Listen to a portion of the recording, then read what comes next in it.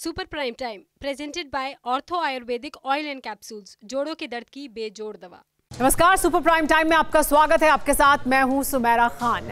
अगले 1 घंटे तक हम आपको लगातार दिखाएंगे देश दुनिया की तमाम बड़ी और अहम खबरें, वर्ल्ड एक्सक्लूसिव न्यूज स्टोरीज और वर्ल्ड ब्रेकिंग न्यूज। तो आइए करते हैं शुरुआत। सबसे पहले बात जम्मू कश्मीर की। जम्मू कश्मीर के पुंछ में बड़े स्तर पर आतंकियों का सर्च ऑपरेशन जारी है। 15 घंटे से जंगल में उन दहशतगर्दों को खोजा जा रहा है जिन्होंने आर्मी पर अटैक किया। सुबह पुंछ के सुरनकोट में आतंकी और आर्मी के बीच मुठभेड़ हुई थी। मुठभेड़ उस वक्त हुई जब पाकिस्तानी आतंकी सरहद पार कर रहे थे। मुठभेड़ में सेना के 5 जवान शहीद हो गए, जिनमें 3 जवान पंजाब के रहने वाले हैं, एक केरल के और एक उत्तर प्रदेश के थे। सूत्रों का दावा है कि आतंकी हमले की साजिश आईएसआई ने रची थी। बताया जा रहा है कि आईएसआई इंडियन एयरलाइन को भी निशाना बनाने की फिराक में है। पाकिस्तान की साजिश और जवानों की शहादत के बीच एक बार फिर समूचे देश में बदले की मांग उठ रही है। प्रधानमंत्री नरेंद्र मोदी से बालाकोट से भी ज्यादा विध्वंसक प्रहार की उम्मीद अब की जा रही है।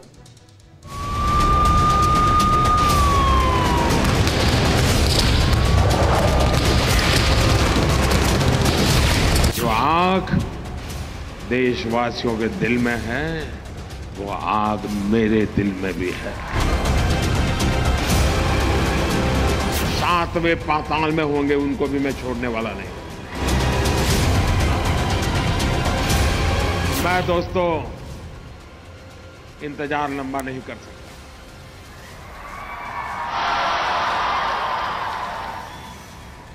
चुन चुन करके हिसाब लेना, ये मेरी फितरत है।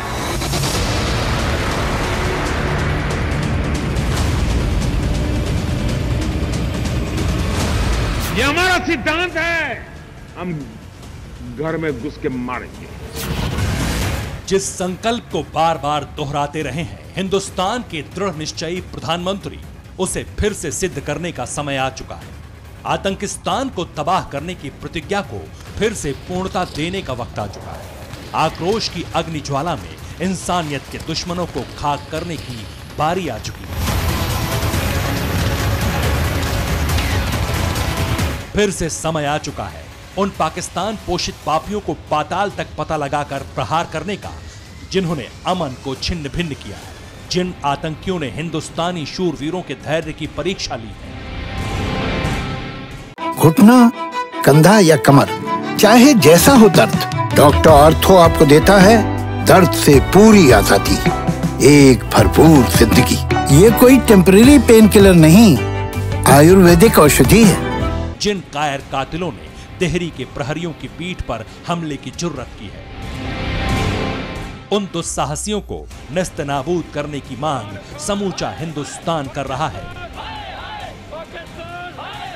लगातार हो रहे एनकाउंटर्स में आतंकवादियों को भारतीय सेना ने मौत के घाट उतारा है और राजौरी सेक्टर में यहां सीमा पार से घुसपैठ करके आतंकवादियों के साथ एक एनकाउंटर में भारतीय सेना के कुछ जवान जो वहां शहीद हुए हैं, उनको पूरा देश नमन करता है।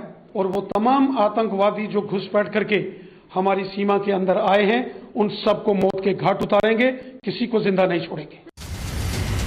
शांति के शत्रुओं ने फिर से खूनी हिमाकत की है, फिर से हिंद के सपूतों पर हमला किया है। बंदूकधारियों ने फिर से घाटी को लहूलुहान किया है, फिर से छिपकर वार किया है उन वीरों पर जो अपने वतन की हिफाजत कर रहे थे, जो पुंछ में पहरा दे रहे थे।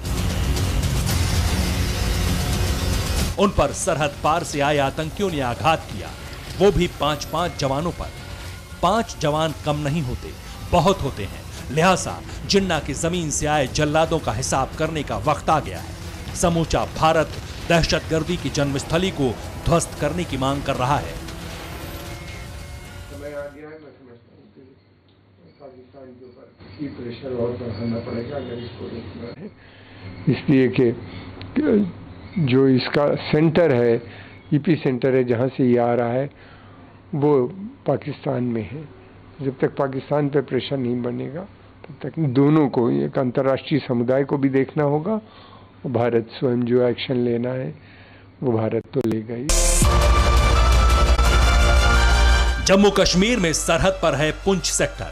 पुंछ में सरहदी लकीर के पास है सुरनकोट इलाके का जंगल, इसी जंगल में ये खून खराबा किया है सरहद पार के दहशतगर्दों ने। पीर पंजाल में आतंकियों के जुटने की सूचना मिली थी। इसके बाद सैनिकों की टुकड़ी मौके पर पहुंची। हमारे जांबाज जवानों ने आतंकियों को घेर लिया था, लेकिन एक चूक भारी पड़ गई। पाकिस्तानी मार्का आतंकियों के पास कितना गोला बारूद है, इसका अंदाजा वो नहीं लगा सके। यही चूक भारी पड़ गई। हालांकि भारत के वीरों ने प्रचंड पलटवार किया, लेकिन तब तक दहशतगर्द झाड़ियों में छिप चुके थे। जहां पर ये एनकाउंटर हो रहा है, ये एलओसी से सटा हुआ इलाका है। अक्सर आतंकी पीर पंचाल रेंज को ही इन्फिल्ट्रेशन के लिए इस्तेमाल करते हैं। कश्मीर में बैठे हुए आतंकियों के आका इन आतंकियों को कश्मीर घाटी तक पहुंचाने की हर मुमकिन मदद करते हैं। रविवार को भी ऐसा ही हुआ। आतंकी आए, कश्मीर घाटी में बैठे और उनके सहयोगियों ने उनकी पूरी मदद की थी। सूत्र बताते हैं कि सैनिकों ने आतंकियों को घेर लिया, उन्हें सरेंडर करने के लिए कहा, लेकिन गन डाउन करने से पहले ही अचानक बारूदों की बारिश कर दी। आतंक के जाल में सैनिक फंस चुके थे। एक जूनियर कमीशन्ड ऑफिसर और 4 सैनिक शहीद हो गए। हालांकि अब उन खूनियों की पूरी शिद्दत के साथ तलाश की जा रही है, लेकिन हर भारतीय आतंकियों के ऑक्सीजन दाता को सबक सिखाने की मांग कर रहा है।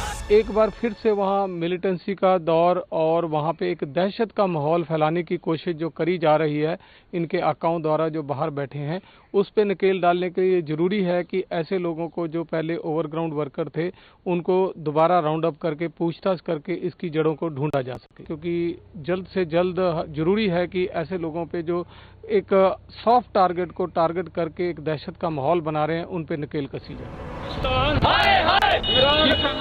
साल के सबसे बड़े आतंकी हमले के विरुद्ध समूचे देश में आक्रोश की आग धधक रही है।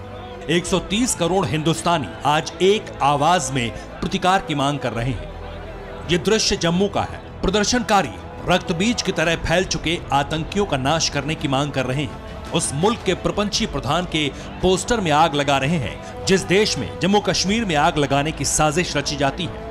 प्रदर्शनकारी आतंक को पालने वाले उस देश को फिर से भारत की ताकत का एहसास कराने की मांग कर रहे हैं। अरे पाकिस्तान के ऊपर जो है उसी प्रकार से हमला कीजिए जैसे अपने बालाकोट किया था या सर्जिकल की थी। टेरर आउटफिट्स को जब तक आप तबाह नहीं करेंगे ये गंदगी चलती रहेगी। सर्जिकल स्ट्राइक करो, हमला करो, जब तक हमला नहीं करोगे ये पाकिस्तान नहीं सुधरने वाला है। आर्या पार का युद्ध लड़ो, तब जाकर के समस्याओं का समाधान होगा।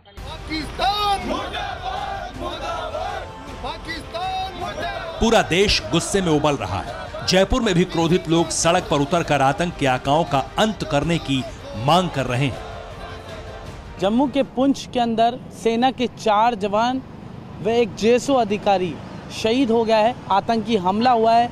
इसके बाद देश में आतंक के प्रति लोगों का क्या रिएक्शन है, आतंकियों के प्रति लोगों का क्या रिएक्शन, इस वक्त जयपुर में मेरे साथ युवा जुड़े हैं, उनसे बातचीत करने की कोशिश करते हैं। हमें युवाओं को, हिंदुस्तान के युवाओं को सरहद पर भेज दीजिए।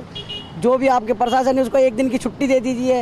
हम पाकिस्तान को 1 दिन में निपटा देंगे। जो भी उनका आतंकी है उनको 1 दिन में निपटा देंगे। इन आतंकियों को बस एक ही सबक है, जैसे हमने पुलवामा अटैक के बाद में पाकिस्तान को जो जवाब दिया था, दोबारा से हमें वापस से पाकिस्तान को इसके ऊपर अटैक करना पड़ेगा। ये गुस्सा, ये आक्रोश, ये नाराजगी यूं ही नहीं है। इसकी वजह है ऑपरेशन ऑल आउट के बीच आतंकियों का आघात। अफगानिस्तान में तालिबान राज स्थापित होने के बाद पिछले कुछ दिनों से ये आतंकी लगातार आम लोगों को टारगेट कर रहे थे, लेकिन इस बार सीधे सेना पर हमला किया है। कश्मीर में पिछले 10 दिनों में ही आतंकी हमलों में 7 सिविलियन मारे गए। इस साल अब तक 102 आतंकी हमलों में सुरक्षा बलों के 30 जवान शहीद हुए, जबकि 10 महीने में 134 आतंकियों को भी हमारे जवानों ने ढेर किया है। पुंछ कांड के बाद फिर से सेना एक्शन में है। जवानों के शहीद होते ही अनंतनाग बांदीपोरा में एक आतंकी को सुरक्षा बलों ने ढेर कर दिया। ऑपरेशन जारी है, सेना बदला लेने के लिए तैयार है। कुछ देर पहले एक बार फिर कांटेक्ट जो है 2 किलोमीटर आगे जाकर यानी कि सूरनकोट के इसी जंगल के अंदर एक बार फिर आतंकियों के साथ मुठभेड़ जो है वो शुरू हो चुकी है। जो हमारे पास जानकारी निकलकर सामने आ रही है वो ये भी है कि 4 से 5 आतंकी जो है वो ट्रैप हो चुके हैं। आपको बता दें कि आतंकियों पर जोरदार प्रहार किया जा रहा है। 2018 में 614 आतंकी हमले में 257 आतंकी मारे गए, जबकि 91 सुरक्षाकर्मी शहीद हो गए थे। 2019 में 594 आतंकी हमले हुए, 157 आतंकी ढेर हुए और 80 जवान शहीद हुए। 2020 में 244 टेरर अटैक हुए, इनमें 221 आतंकियों को मार गिराया गया और 62 शूरवीर भी शहीद हो गए। 2021 में भी आतंकियों का सफाया जारी है। सेना के ऑपरेशन ऑल आउट से आतंकी और उनके अंतर्राष्ट्रीय आका बिलबिलाए हुए हैं। अब जरा जानिए कि पुलवामा के बाद कब कब आतंकियों ने बड़ा जख्म दिया है। 25 मार्च 2021 को श्रीनगर में आतंकी हमला हुआ और सीआरपीएफ के 3 जवान शहीद हो गए। 2 मई 2020 को कुपवाड़ा में आतंकियों के साथ मुठभेड़ में एक कर्नल और एक मेजर समेत 5 जवान शहीद हुए। 18 अप्रैल 2020 को सोपोर आतंकी हमले में सीआरपीएफ के 3 जवानों को शहादत मिली। 5 अप्रैल 2020 को कुपवाड़ा में घुसपैठियों और सेना के बीच भीषण मुठभेड़ हुई और उसमें भी 5 जवान शहीद हुए। यही वजह है कि अब आतंक के अड्डों पर फिर से ब्रह्मास्त्र दागकर यानी शहादतों का एक साथ हिसाब करने की मांग हो रही है। पाकिस्तान पर प्रक्षेपास्त्रों से प्रहार की मांग इसलिए उठ रही है क्योंकि पुंछ में जो हुआ है वो 100% आईएसआई की साजिश का नतीजा है और जो हुआ है वो आतंकी एजेंसियों की प्लानिंग का एक हिस्सा भर है। सूत्र बताते हैं कि आईएसआई भारत में विमान सेवा को निशाना बनाने के लिए साइबर अटैक की साजिश कर रही है। सूत्रों की माने तो आईएसआई की तैयारी एटीसी रूम को टारगेट करने की है। आतंकी एटीसी में एक पेन ड्राइव पहुंचाएगा। उस पेन ड्राइव में एक ऐसा सॉफ्टवेयर होगा जो सिस्टम में अटैच होते ही पूरी व्यवस्था को डिस्टर्ब कर देगा। एटीसी काम करना बंद कर देगा और बड़े पैमाने पर एयरप्लेन क्रैश हो सकते हैं। सूत्रों के माने तो पाकिस्तान की खुफिया एजेंसी पावर ग्रिड को भी फेल करने की साजिश रच रही है। पावर स्ट्राइक से बिजली संकट होगा और देश ब्लैकआउट में फंस सकता है। इस महीने साजिश के साथ साथ खूनी फौज भी खून खराब के लिए तैयार है। सूत्र बताते हैं कि पीओके के नॉर्थ और साउथ पीर पंजाल में 180 से 250 आतंकी लॉन्च पैड पर मौजूद हैं। हथियारों से लैस कर पाकिस्तान उन्हें भारत में घुसपैठ कराना चाहता है। कश्मीर घाटी में बर्फबारी से ठीक पहले आतंकी घुसपैठ की फिराक में है। इन्हीं आतंकियों की एक टोली पुंछ में भी दाखिल हुई। सेना ने उन्हें घेर लिया और फिर जो खून खराबा हुआ उससे देश आक्रोश में है। हालांकि आतंक के विरुद्ध आक्रामक रुख अख्तियार करने के लिए विख्यात प्रधानमंत्री मोदी के इरादों पर पूरे देश को भरोसा है। मुझे सत्ता की कुर्सी की परवाह नहीं है, मुझे चिंता मेरे देश की। घुटना, कंधा या कमर, चाहे जैसा हो दर्द, डॉक्टर ऑर्थो आपको देता है दर्द से पूरी आजादी, एक भरपूर जिंदगी। ये कोई टेम्परेरी पेन किलर नहीं, आयुर्वेदिक औषधि है। मुझे चिंता मेरे देश की है, मेरे देश के लोगों की सुरक्षा की है। इस आत्मविश्वास से पाकिस्तान साक्षात्कार कर चुका है। बालाकोट में इसका ट्रेलर दुनिया देख चुकी है। भारतीय सेना की मार मसूद अजहर सह चुका है। अब फिर से बालाकोट से ज्यादा तीव्र प्रहार की जरूरत है, यानी स्ट्राइक 3.0, ताकि असुरों का समूल नाश हो जाए, ताकि आतंक हमेशा के लिए खत्म हो जाए। बदले की ऐसी उम्मीद एक एक देशभक्त कर रहा है, समूचा भारत कर रहा है। Bureau report TV 9। करीब 14 घंटे बाद ब्लू वॉर जोन में दुनिया के 4 ताकतवर मुल्क वॉर रिहर्सल करेंगे। ये ड्रिल अगले 4 दिन तक बंगाल की खाड़ी में जारी रहेगी, जहां चारों देशों की नौसेना अपने विध्वंसक बेड़ों, युद्धपोतों के साथ बारूदी कोहराम अभ्यास करेंगे। जी हां, 12 से 15 अक्टूबर तक हिंदुस्तान मालाबार 2021 एक्सरसाइज के दूसरे चरण की मेजबानी करेगा। इस जंगी रिहर्सल में क्वाड के मेंबर हिस्सा लेंगे। आपको बता दें कि इस बार मालाबार एक्सरसाइज इसलिए भी अहम है क्योंकि पहली बार अमेरिकी नौसेना का हिटमैन बंगाल की खाड़ी में दस्तक देगा। आखिर कौन है वो एटमी समुद्री योद्धा और कैसे सुपर पावर की इस न्यूक्लियर मशीन से कांप जाएगा चीन, इस रिपोर्ट में देखिए।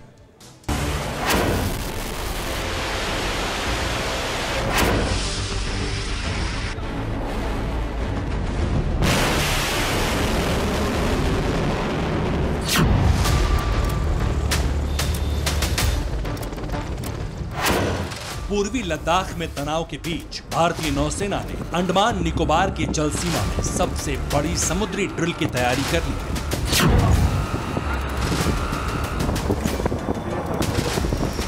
यकीन मानिए, इस जंगी एक्सरसाइज के साथ ही इंडियन नेवी के जल योद्धा ड्रैगन को लास्ट अल्टीमेटम देंगे। क्योंकि बंगाल की खाड़ी में जिस मालाबार एक्सरसाइज का आगाज किया जा रहा है उसमें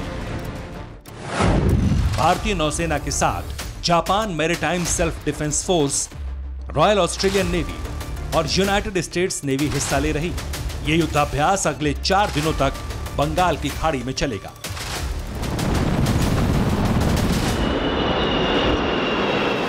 असल में ये चारों देश क्वाड के मेंबर हैं, लिहाजा इस बार 12 से 15 अक्टूबर तक बंगाल की खाड़ी में मालाबार एक्सरसाइज 2021 को करने का मकसद है ड्रैगन को उसकी हैसियत बताना, इंडो पैसिफिक रीजन में क्वाड का दबदबा बढ़ाना, और इसके लिए इन चारों ताकतवर मुल्कों ने बंगाल की खाड़ी में बारूदी थंडर लाने का ब्लूप्रिंट तैयार किया।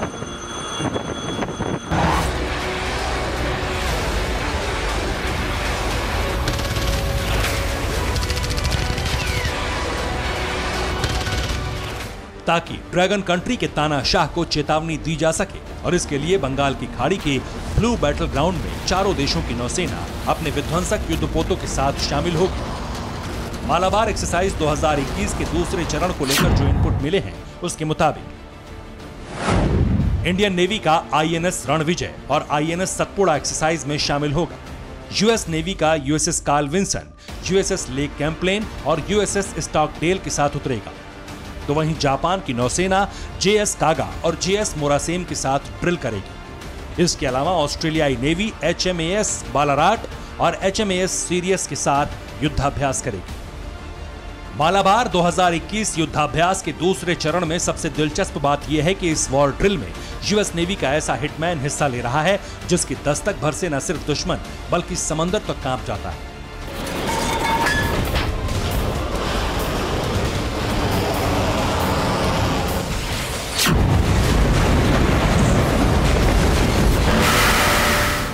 क्योंकि इस महायोद्धा से कोई दुश्मन बच नहीं पाता।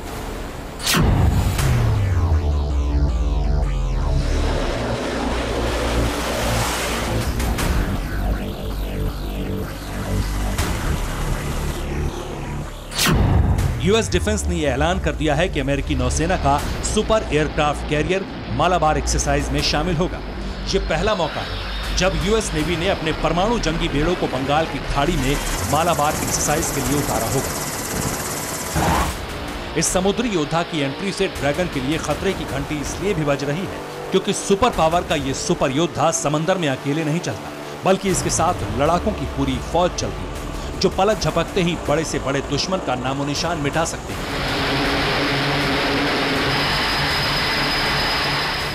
यकीन मानिए, अमेरिका के इस युद्धपोत से सीधे भिड़ने की ताकत दुनिया के किसी भी देश में नहीं, क्योंकि ये गहरे समंदर से लेकर आसमान तक में ऐसा सुरक्षा कवच तैयार करता है जिसे भेद पाने की कुव्वत किसी की नौसेना और वायुसेना में नहीं। कैसे, वो जानिए। USS Carl Vinson multi mission aircraft carrier है। इसकी रफ्तार 30 नॉट यानी करीब 56 किलोमीटर प्रति घंटे की है। निमित्ज क्लास का यह युद्धपोत परमाणु क्षमता से लैस है। यह युद्धपोत 1000 टन से ज्यादा बारूद साथ लेकर चलता है। इसके बेड़े में 90 से ज्यादा लड़ाकू विमान और हेलीकॉप्टर रहते हैं। 6000 से ज्यादा यूएस नेवी के कमांडो युद्धपोत पर मौजूद रहते हैं। अमेरिका के पास कुल 11 सुपर एयरक्राफ्ट कैरियर है। उन्हीं में से यूएसएस कार्ल विंसन भी, जो अपनी ताकत और बारूदी कोहराम के लिए जाना जाता है। इसके अलावा भारतीय नौसेना ने भी अपने युद्धपोतों के साथ साथ एक ऐसा सुपर स्पाई भी मालाबार एक्सरसाइज में शामिल किया है जो समंदर में होने वाली हर मूवमेंट को कैप्चर कर सकता है, बेड़ों की एक एक डिटेल ट्रेस कर सकता है, और वो है P-8I एयरक्राफ्ट।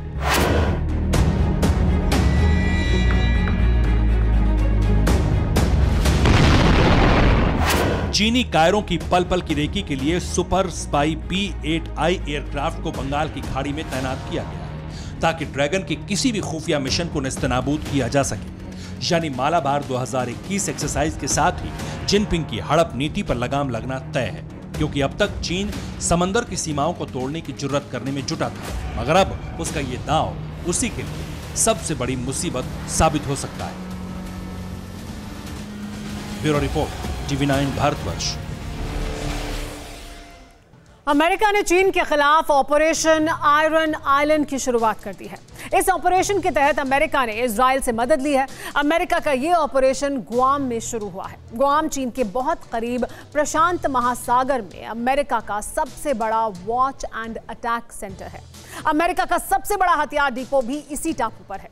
चीन जानता है कि गुआम पर अटैक से सुपर पावर को बेबस किया जा सकता है। यही वजह है कि ड्रैगन लंबे समय से गुआम पर हमले की तैयारी कर रहा है।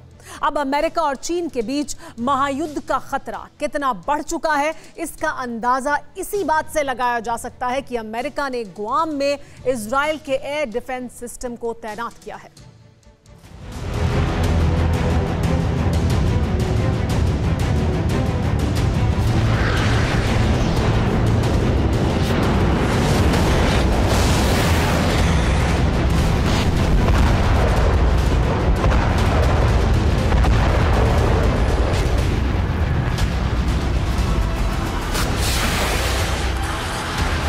समुद्र के बीच बारूदी तूफान की चेतावनी है। बेहिसाब पानी के बीच आग बरसने की आहट का आखिरी दौर शुरू हो चुका है।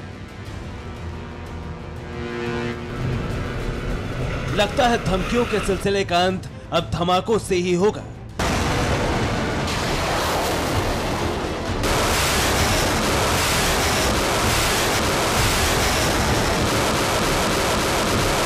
प्रशांत महासागर के बीच समंदर भले ही शांत है, लेकिन अमेरिका ने जो सिग्नल दिया है वो बेहद खतरनाक है।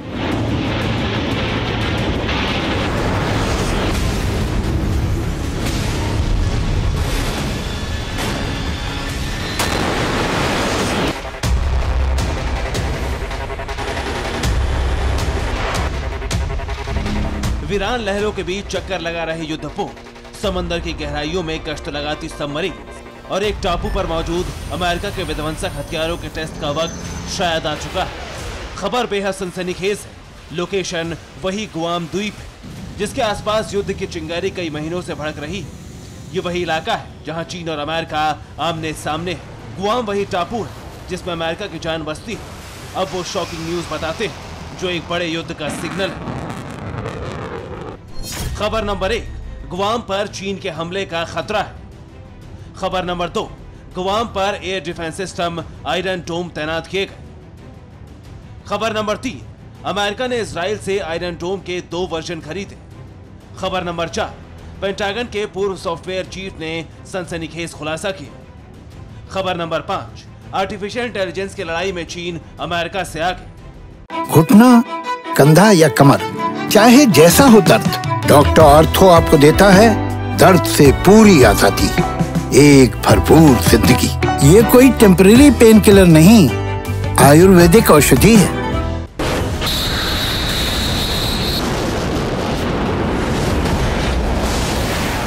अमेरिका जैसा सुपर पावर मुल्क जिसके पास दुनिया में सबसे ज्यादा घातक हथियार है,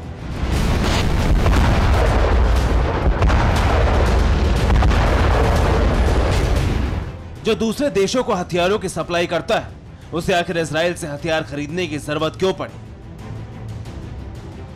गुआम टापू जिसे अमेरिका के हथियारों का सबसे बड़ा कारखाना और डिपो कहा जाता है, जहां अमेरिका का अपना एयरबेस है। परमाणु हमला करने वाली सबमरीन से वहां की अभेद्य सुरक्षा भी अमेरिका को नाकाफी क्यों महसूस हो रही है?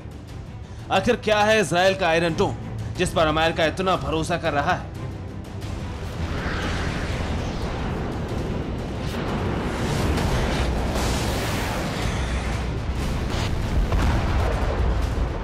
इजराइल के आयरन डोम की तैनाती का मतलब है हवा में ही दुश्मन के रॉकेट, ड्रोन और लो फ्लाइंग मिसाइल्स या प्लेन का अंत।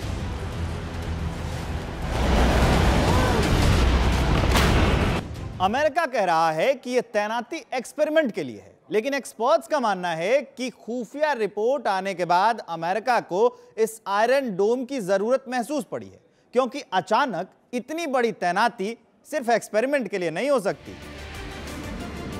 आयरन डोम आसानी से मिलिट्री ट्रक पर लोड हो जाता है और जिस इलाके में तैनात रहता है वहां एक सुरक्षा कवच तैयार करता है। ये 3 हिस्सों में होता है।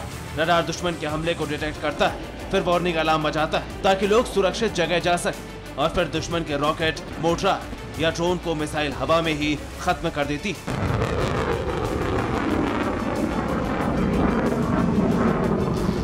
आयरन डोम को युद्धपोत पर भी तैनात किया जा सकता है। गुआम में इसलिए ज्यादा घातक है।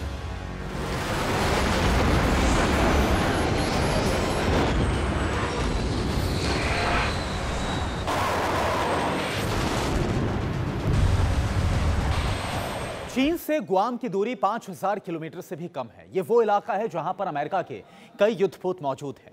दक्षिण चीन सागर में अपने युद्धपोत और एयरक्राफ्ट कैरियर की सुरक्षा के लिए अमेरिका यहां पर भी आयरन डोम का इस्तेमाल कर सकता है। हालांकि जानकार अमेरिका के इस कदम को ताइवान से जोड़कर भी देख रहे हैं। चीन लगातार ताइवान में विमानों की घुसपैठ करवा रहा है। ताइवान हर वक्त अलर्ट मोड में है। माना जा रहा है कि ताइवान पर अगर चीन ने हमला किया तो आयरन डोम ताइवान के तटों के किनारे सुरक्षा का कवच बना सकता है। अमेरिका ताइवान को डायरेक्ट आयरन डोम खरीदने के लिए नहीं कह सकता है, लेकिन अमेरिकी जहाजों पर इसकी तैनाती से जंग के दौरान ताइवान को सुरक्षित जरूर किया जा सकता है। गुआम पर ड्रैगन या किसी के लिए अटैक बेहद मुश्किल है। अगर किसी ने ऐसी गुस्ताखी की तो अमेरिका समंदर के बीच से उस देश को तबाह कर सकता है।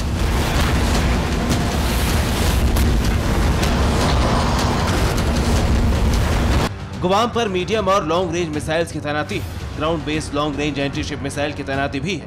नेवी के सुपर हॉर्नेट्स और P-1 बॉम्बर में मिसाइल फिट है। गुआम में परमाणु हमला करने वाली सबमरीन्स भी तैनात है। हालांकि चीन का हौसला इतना ज्यादा क्यों बढ़ा है, इसका खुलासा खुद अमेरिका के एक बड़े आर्मी अफसर ने किया है। आर्मी के चीफ सॉफ्टवेयर ऑफिसर्स ने सिर्फ इसलिए इस्तीफा दे दी क्योंकि वो अमेरिकी सेना को आधुनिक बनाने में सुशाल से नाराज है। अमेरिका के चीफ सॉफ्टवेयर ऑफिसर ने एक इंटरव्यू में चौंकाने वाला खुलासा किया है।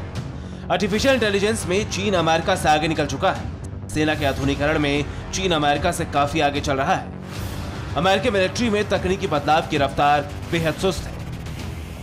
चीन के इरादे क्या है, इसका अंदाजा करीब 1 साल पहले तब हुआ जब चीन ने गुआम पर हमले का एक नकली वीडियो जारी किया था। चीनी वायुसेना के 2 मिनट और 15 सेकंड के वीडियो में H-6 बॉम्बर रेगिस्तान में किसी एयरफोर्स बेस से उड़ान भरता दिखाई दे रहा है और फिर बॉम्बर एक एयरबेस पर अटैक करता है। इसके बाद सैटेलाइट इमेज में रनवे अमेरिकी नेवल बेस गुआम की एंडरसन एयरफोर्स बेस की तरह दिखाई देता है। माना जा रहा है कि ड्रैगन के इसी ख्वाब को कुचलने के लिए अमेरिका ने नई तैयारी शुरू कर दी। Bureau report, TVN Bharatvarsh. पिछले साल 16 जुलाई को अमेरिका, कनाडा और ब्रिटेन ने एक जॉइंट स्टेटमेंट जारी करके कहा था कि उन्हें शक है कि रूस वैक्सीन से जुड़ी अहम जानकारियां चुराने की कोशिश कर रहा है। 15 महीने बाद ब्रिटेन का शक एकदम सही साबित हुआ। ब्रिटेन के एक नामी अखबार में रूस की वैक्सीन चोरी पर बहुत बड़ी जानकारी साझा की गई है। जानकारी यह है कि दुनिया को पहली कोरोना वैक्सीन देने वाले रूस ने चोरी के फॉर्मूले से कामयाबी हासिल की। अब सवाल यह है कि रूस ने फॉर्मूला क्या वाकई चुराया है? अगर हां तो कहां से और किसने चुराया? देखिए ये रिपोर्ट।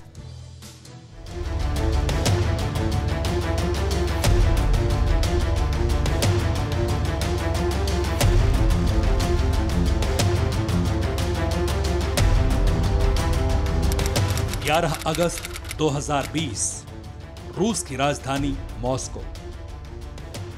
रूस के राष्ट्रपति व्लादिमीर पुतिन मीडिया के सामने आए। कोरोना के सीरियस अटैक के बीच पुतिन की मीडिया कॉन्फ्रेंस पर पूरी दुनिया की नजर थी। सुपर पावर अमेरिका को भी लग रहा था कि पुतिन कुछ बड़ा ऐलान करने वाले हैं और हुआ भी वही।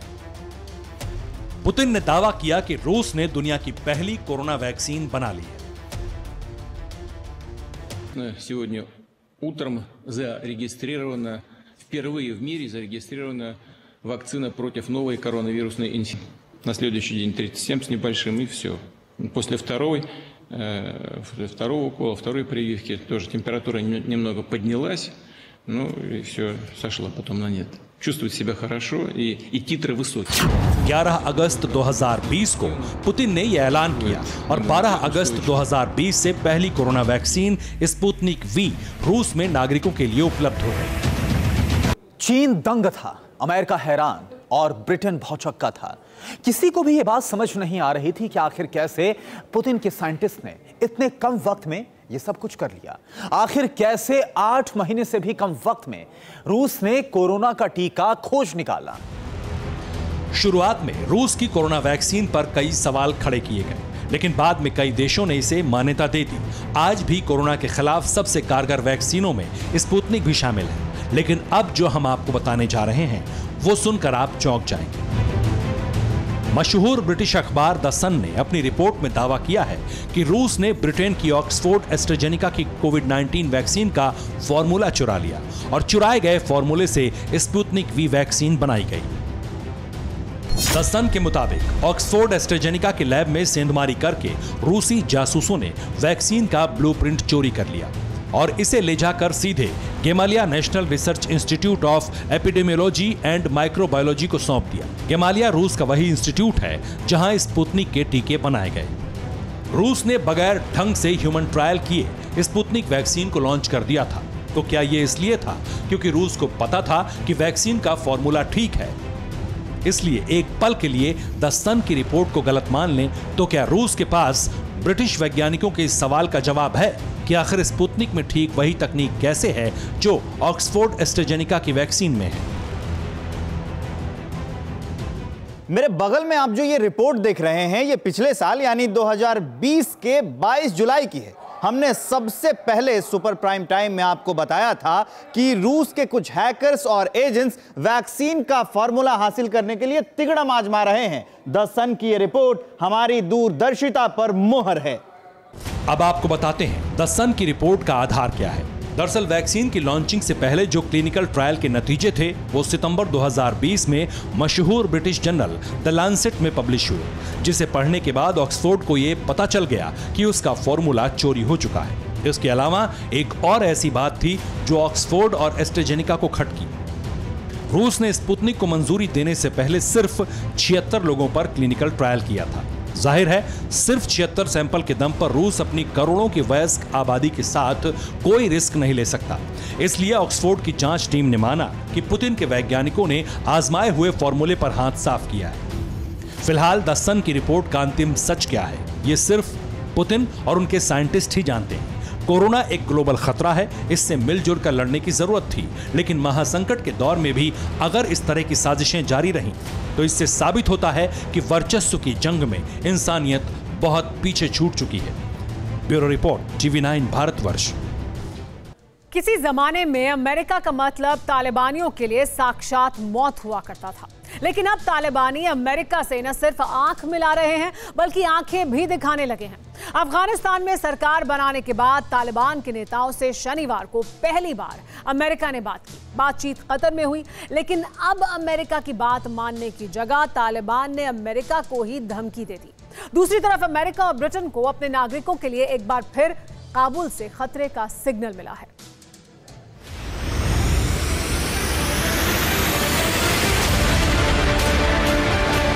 तालिबान और अमेरिका एक बार फिर आमने सामने आए।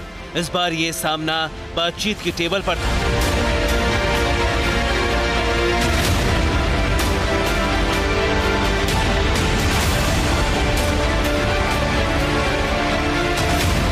बातचीत फिर पहले की तरह कतर में हुई, लेकिन इस बार काबुल में एक नई हलचल है। काबुल में फिर ऐसे ही धमाकों की साजिश है। आईसिस खुरासान एक बार फिर तालिबान की सरकार और उसकी सुरक्षा को चुनौती देने की तैयारी कर रहा है।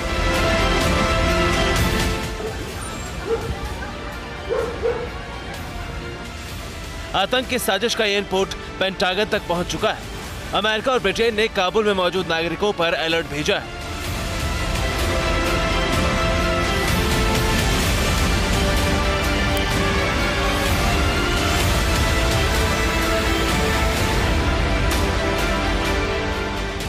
सीक्रेट इनपुट के मुताबिक मस्जिद पर अटैक के बाद अब आईसिस के टारगेट पर काबुल के वो लग्जरी होटल्स हैं जहां विदेशी नागरिक ठहरते हैं।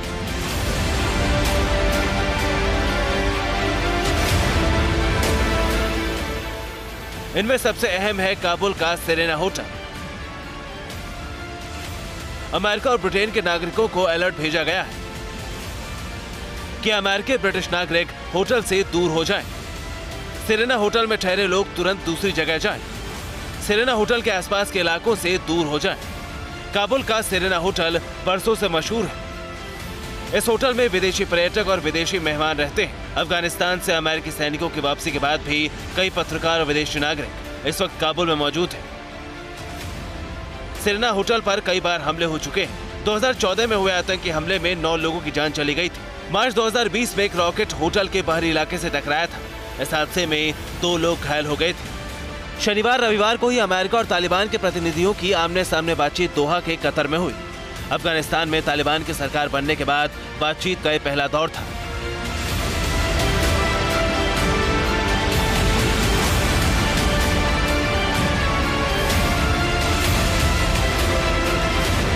अमेरिका की शर्तों पर हाँ में हाँ मिलाने वाले तालिबान का तेवर अब बिल्कुल बदल चुका है। रिपोर्ट्स के मुताबिक तालिबान ने अमेरिका को सीधे शब्दों में धमकी दी।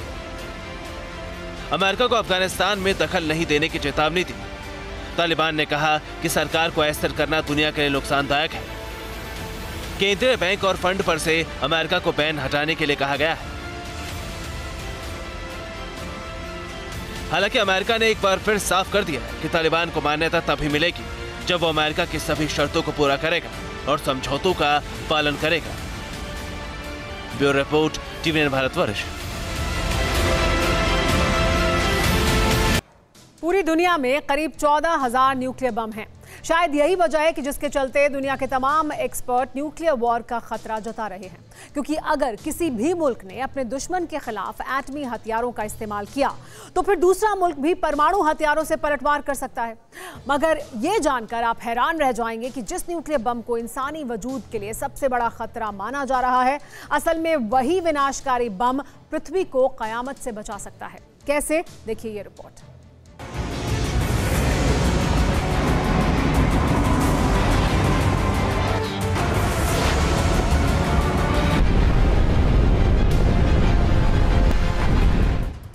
जिस बम से महाविनाश होता है, जिस बम से बेहिसाब बर्बादी होती है, जो बम इंसानी वजूद के लिए सबसे बड़ा खतरा है, अब वही विनाशक धरती को कयामत से बचा सकता है।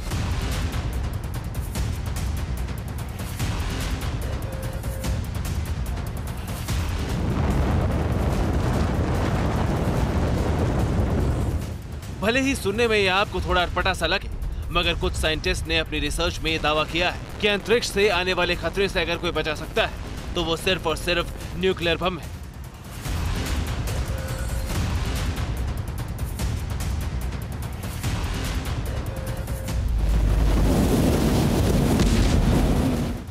आखिर इस वायरल खबर में कितनी सच्चाई है, फिलहाल ये कहा नहीं जा सकता, क्योंकि कई बार उल्कापिंड धरती से टकरा चुके हैं। नासा जैसी कई स्पेस एजेंसियां 24/7 उल्कापिंडों की लोकेशन को ट्रेस करती रहती है। बावजूद इसके उल्कापिंडों को धरती की तरफ बढ़ने से रोक पाना नामुमकिन है।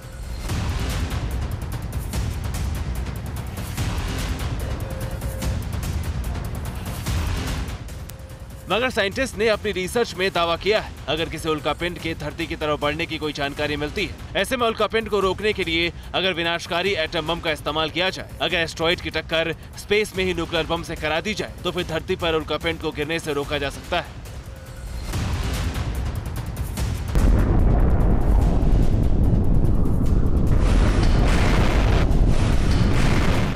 आपको बता दें कि करोड़ों साल पहले धरती पर डायनासोर होने का दावा किया जाता है। ऐसा माना जाता है कि उस दौरान उल्कापिंडों की धरती से टक्कर हुई थी, जिसके चलते डायनासोर का वजूद ही धरती से मिट गया।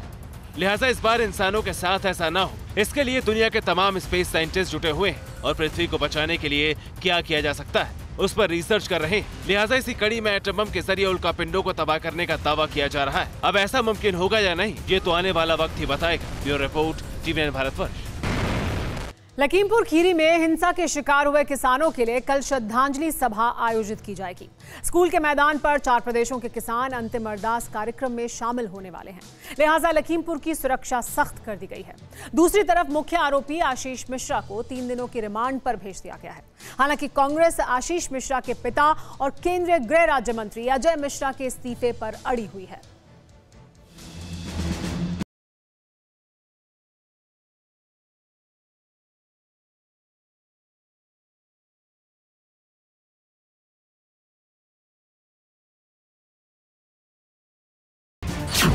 लखीमपुर कांड पर राजनीति का ये नया संस्करण है।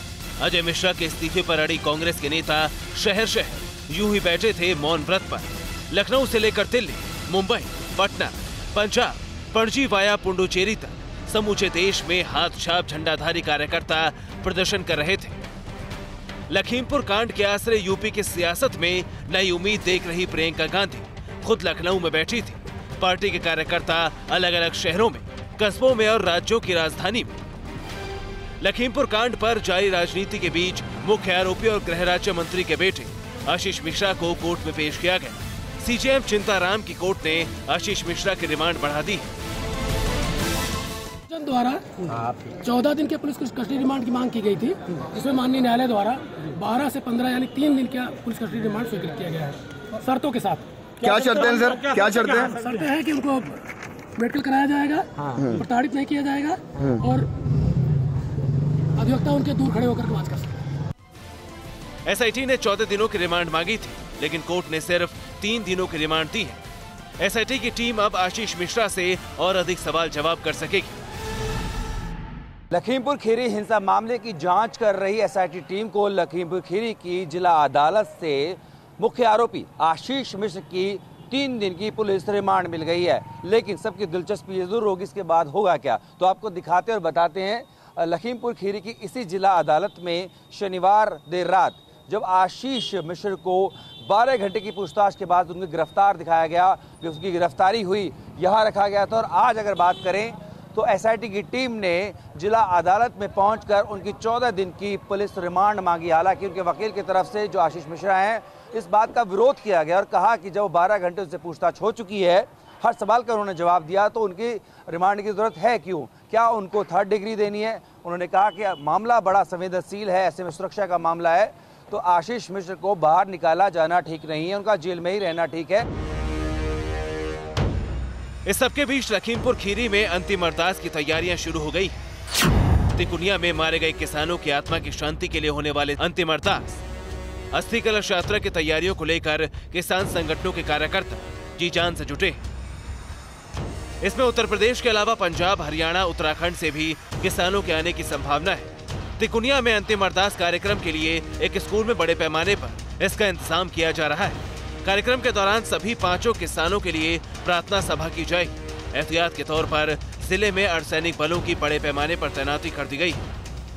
संवेदनशीलता को देखते हुए आईजी रैंक लखनऊ और एडीजी जोन के अलावा 10 अन्य पुलिस अफसरों को भी तैनात किया गया है। लखीमपुर खीरी के अलावा 20 जिलों में फोर्स तैनात है। आपको बता दें कि 3 अक्टूबर को लखीमपुर खीरी में हुई हिंसा में 4 किसान समेत 8 लोगों की मौत हुई थी। Bureau report, TV9 Bharatvarsh. कभी तिरंगे का अपमान, कभी बंदूक उठाने का समर्थन, तो कभी पाकिस्तान के मन की बात बोलना। हिंदुस्तान के खिलाफ जहर उगलना महबूबा मुफ्ती का शगल है। उन्हें लगता है कि वो विवादास्पद और भड़काऊ बयानबाजी करके वोट बैंक साधेंगी, लेकिन दरअसल महबूबा अपने बयानों से एक्सपोज हो रही हैं। महबूबा मुफ्ती ने आर्यन खान पर एक ऐसा बयान दिया है जिसे सुनकर आप भी कहेंगे शेम शेम महबूबा। लखीमपुर हिंसा के आरोपी आशीष मिश्रा से शुरू हुआ ट्वीट आर्यन खान पर खत्म हुआ, इतना तो समझ में आ गया। लेकिन उसके बाद पीडीपी चीफ महबूबा मुफ्ती ने जो लिखा है उसे पढ़कर पहले तो महबूबा पर ही हंसी आती है और उसके बाद कश्मीर से हमदर्दी भी होती है। हमदर्दी इसलिए क्योंकि 24 महीने तक यही महबूबा जम्मू कश्मीर की सीएम थी। 4 साल तक यही महबूबा कश्मीर से सांसद थी। महबूबा मुफ्ती की पाकिस्तान परस्ती की कई सबूत वो खुद दे चुकी है। लेकिन इस बार महबूबा ने जो मजहबी तान छेड़ी है वो सबसे शर्मनाक है। महबूबा मुफ्ती के मुताबिक आर्यन खान को ड्रग्स केस में इसलिए फंसाया जा रहा है क्योंकि उनका सरनेम खान है। यानी महबूबा ने एक बयान में एनसीबी, मजिस्ट्रेट कोर्ट और देश के संविधान तीनों पर हमला बोल दिया और ब्रेन वॉश करने वाली कट्टर ब्रिगेड को एक नया मौका दे दिया। महबूबा के इस बयान पर बीजेपी ने जबरदस्त हमला बोला। वैसे ड्रग्स केस में फंसे आर्यन खान का मुद्दा कश्मीर से बरेली तक टॉप पर ट्रेंडिंग है। बरेली में सुन्नी मुसलमानों के सबसे बड़े धार्मिक केंद्र दरगाह आला हजरत के मौलाना साहबुद्दीन बरेलवी ने कह दिया कि अगर आर्यन खान मदरसे से पढ़े होते तो आज वो ड्रग्स केस में ना फंसते। कि अगर इस बच्चे की तालीम और तरबियत और परवरिश दीनी माहौल में हुई होती या मदरसे में इसने कुछ भी चाहे 1 क्लास या 2 क्लास इस बच्चे ने पढ़ा होता तो ये बच्चा बिगड़ता नहीं और ये अच्छे माहौल में रहता। इसकी परवरिश में खराबी हुई और चूंकि वालिदैन ने ध्यान नहीं दिया कि बच्चे का रुख किधर जा रहा है, क्या कर रहा है। आर्यन खान ड्रग्स केस के मकड़जाल से कब निकलेंगे ये तो अभी पता नहीं। मुंबई सेशंस कोर्ट ने उनकी सुनवाई 13 अक्टूबर तक टाल दी है, लेकिन उनके नाम पर सियासत और धर्म दोनों काम पर चल पड़े हैं। Bureau report, TV9 Bharatvarsh. Spain के ला पाल्मा द्वीप पर ज्वालामुखी भीषण तबाही मचा रहा है। 22 दिन से ज्यादा बीत जाने के बाद भी यहां ज्वालामुखी लावा उगल रहा है। हालात यह है कि द्वीप के 10% हिस्से पर लावे का कब्जा है। लगातार लावा निकलने की वजह से यहां भूकंप के झटके भी महसूस किए जा रहे हैं, जिसने लोगों में दहशत भर दी है।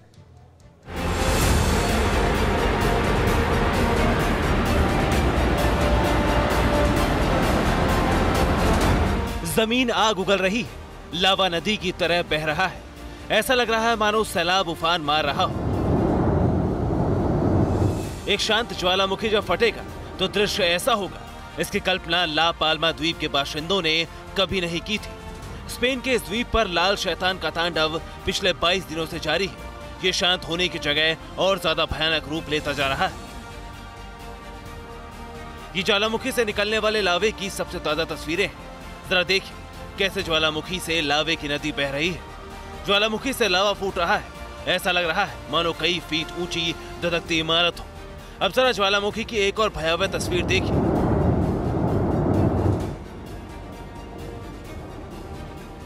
ज्वालामुखी से बहने वाले लावे के साथ एक चट्टान भी आ रही है। ये बेहद विशालकाय है। कहा जा रहा है कि इससे पहले भी ज्वालामुखी ने लावे के साथ ऐसी चट्टानें उगली। स्पेन के नेशनल जियोलॉजिकल इंस्टीट्यूट के मुताबिक 19 सितंबर को धधकना शुरू हुआ ज्वालामुखी और ज्यादा भयानक रूप लेता जा रहा है। ये लगातार लावा उगल रहा है। बह रहे लावे से लोगों को बचाने के लिए सुरक्षित जगह पहुंचाया जा रहा है। जानकारी के मुताबिक अब तक 6000 लोगों को सुरक्षित जगहों पर पहुंचाया गया है। द्वीप का 10% हिस्सा ज्वालामुखी की चपेट में है। 1218 एकड़ जमीन पूरी तरह तबाह हो चुकी है। 1150 से ज्यादा इमारतों को लावे से नुकसान पहुंचा है। 370 एकड़ में हो रही केले की खेती पूरी तरह बर्बाद हो चुकी है। ला पाल्मा द्वीप पर तकरीबन 83,000 लोगों का ठिकाना है, जिनकी जिंदगियों पर खतरा है। ज्वालामुखी से लाल हुई ला पाल्मा द्वीप की धरती अब भूकंप से भी थर्राने लगी। शनिवार की रात यहाँ एक के बाद एक भूकंप के कई झटके महसूस किए गए। स्पेनिश नेशनल जियोलॉजिकल इंस्टीट्यूट के मुताबिक 24 घंटे में 16 भूकंप के झटके महसूस किए गए, जिनकी तीव्रता 3.5 मापी गई। इन भूकंप के झटकों की वजह ज्वालामुखी का फटना बताया जा रहा है।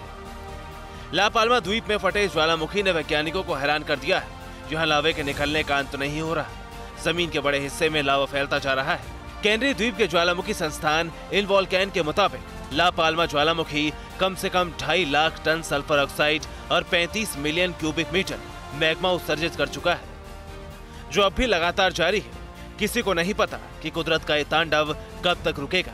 Bureau report, TVN Bharatvarsh. Brazil में कोरोना का कहर जारी है। अब तक 6 लाख से ज्यादा लोगों की मौत हो चुकी है, जबकि वहां की आबादी महज 22.5 करोड़ है। इसके बावजूद ब्राजील के राष्ट्रपति लॉकडाउन का विरोध कर रहे हैं। इस सब के बीच अमेरिका के मिनेसोटा से कोरोना के कहर की सबसे खौफनाक तस्वीर सामने आई है। कोरोना की वजह से एक महिला के दोनों पैर काटने पड़े और अब उसका हाथ काटने की तैयारी है।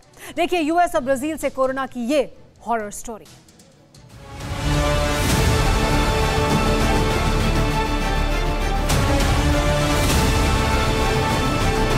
ये तस्वीर कोरोना के डरावने असर का जिंदा दस्तावेज है। इस तस्वीर का सच जितना खौफनाक है, उससे कहीं ज्यादा दर्दनाक है। ये जिस महिला की तस्वीर आप देख रहे हैं, इसका नाम है जुमाई नाट्री।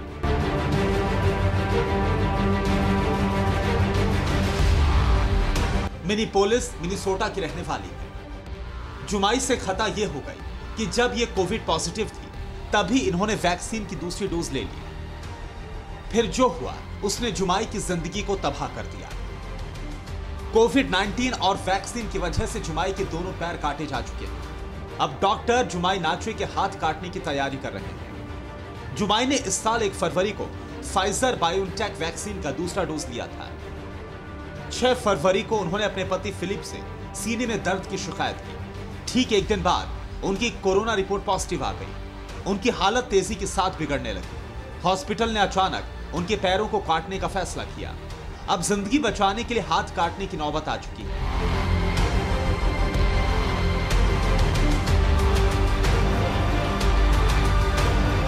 डॉक्टर्स का मानना है कि इसकी वजह से ही शायद वैक्सीन और वायरस ने उनके मल्टीपल ऑर्गन को खराब कर दिया। कोविड-19 और वैक्सीन के इस दर्दनाक असर के बीच ब्राजील में कोरोना कहर से मौत का आंकड़ा 6 लाख के पार पहुंच चुका है। ब्राजील दुनिया का दूसरा ऐसा देश है जहां कोरोना मृतकों की संख्या 6 लाख से ज्यादा है। यह ऐसे समय पर हुआ है जब महामारी से ठीक तरह से नहीं निपटने को लेकर ब्राजील सरकार की आलोचना की जा रही है। राष्ट्रपति जैर बोल्सोनारो लॉकडाउन के खिलाफ लगातार आवाज उठा रहे हैं। वैक्सीन को लेकर संदेह जताया और सार्वजनिक रूप से मास्क पहनने से इंकार किया। जिद्दी सुल्तान की सनक का खामियाजा आम लोग उठा रहे हैं। ब्यूरो रिपोर्ट, TV9 भारत पर। परवाह देश की, सोमवार से शुक्रवार रात 10 बजे TV9 भारतवर्ष पर।